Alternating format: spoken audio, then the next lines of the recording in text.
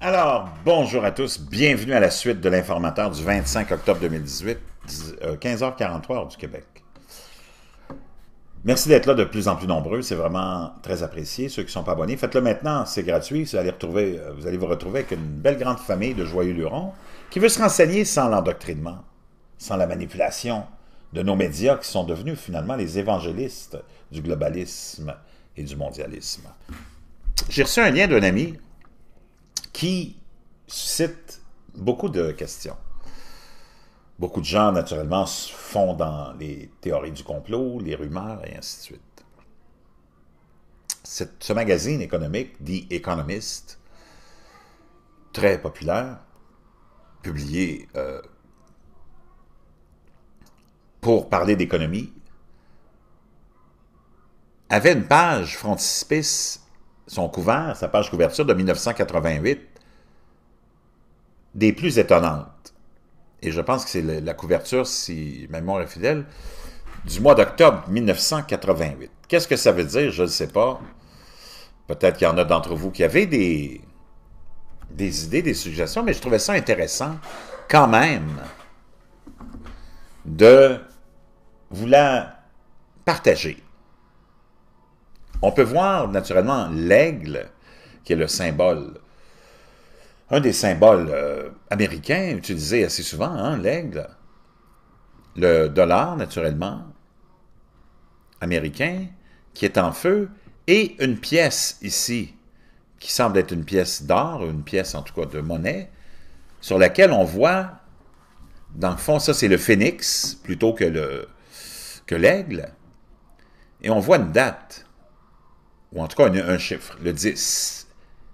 Et ici, on voit une date en dessous, 2018.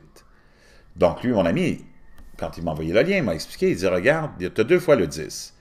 Le 10 pour le jour, le 10 pour le mois d'octobre, et l'année à laquelle on fait référence, où l'argent est en feu, où il y a un problème financier, où il y a un problème avec, en tout cas, la devise américaine. Là, il faut se rappeler qu'on est en 1988 là, sur le couvert de ce magazine. Et on nous annonce qu'on devrait se préparer pour une monnaie universelle. Ça, on est en 1988. Wow! Et de plus en plus, on parle d'une monnaie peut-être unique, mais c'est pratiquement impossible avec toutes les guerres, avec tous les conflits, tous les intérêts qui sont divergents. On pense juste à la Chine qui n'arrête pas de jouer avec à tricher avec la valeur de son argent quand ça fait son affaire. L'Iran qui est en train de laisser tomber l'argent américain parce qu'ils ont reçu 150 milliards de dollars de Barack Obama avant qu'il parte de sa présidence dans un accord sur le nucléaire. Et les Américains ont bloqué l'utilisation de cet argent-là. L'administration de Donald Trump a bloqué parce qu'on avait permis et essayé de permettre à des mollahs iraniens et des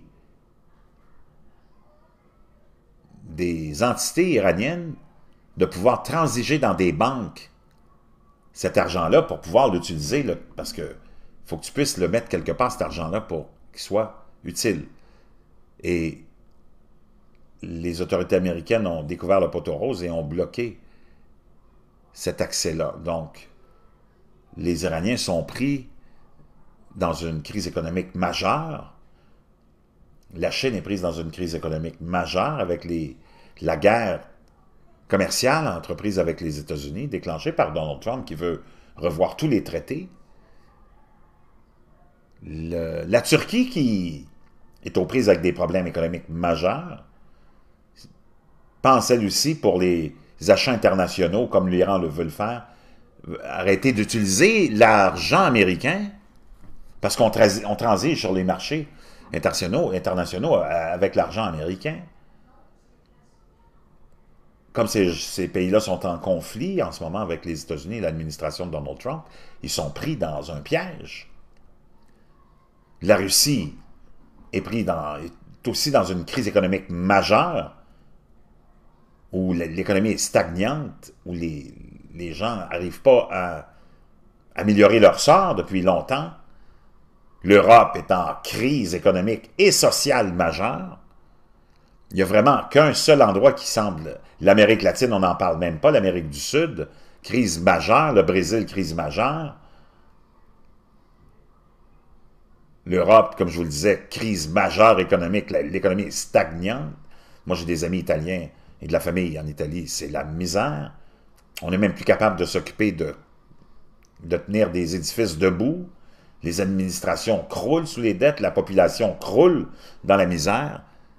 En Espagne, c'est pareil. Au Portugal, c'est pareil. En Grèce, j'ai des amis grecs. C'est à peine s'ils peuvent se nourrir en Grèce. C'est vraiment pas un portrait. Je peux vous dire une chose, c'est un portrait économique qui est vraiment pas rose. Vous le savez, en Europe, j'ai beaucoup d'abonnés européens. Vous le voyez dans quelle situation vous êtes. En fait, c'est pas qu'on n'ait pas tant d'argent que ça, c'est que le coût de nos gros gouvernements gauchistes, socialistes, est énorme. Imaginez, vous avez un travail, vous allez effectuer votre travail, votre patron vous donne une paye, mais il ne vous reste presque plus rien sur votre paye une fois que vous avez payé le gros gouvernement affamé, socialiste. Parce que dans le fond, c'est qui vient nous appauvrir? C'est le gros gouvernement, c'est le socialisme qui vient nous prendre tellement d'argent pour réussir à financer tous ces programmes bidons qui servent à rien, parce que ces programmes bidons qui coûtent la peau des fesses à ceux qui travaillent n'arrivent même pas à sortir de la merde ceux qu'on veut aider. Donc voyez-vous, c'est là la fumisterie de la gauche et du socialisme. Et c'est là où on voit qu'ils ont utilisé ça juste pour s'enrichir, nous contrôler et nous dominer, cette idée du socialisme. C'est hallucinant de voir que nous, on s'est fait appauvrir avec ceux qui travaillons. Au nom du socialisme et de la justice, on nous a ruinés, on prend 60 à 70% de notre paye en impôts directs, indirects, en taxes et en frais de toutes sortes, pour répondre au coût de leur idéologie socialiste, mais en même temps, ce socialisme n'arrive pas à sortir les pauvres de la pauvreté. Ce qu'on leur donne, c'est pas assez, puis ce qu'on nous enlève, c'est trop. Donc, voyez-vous,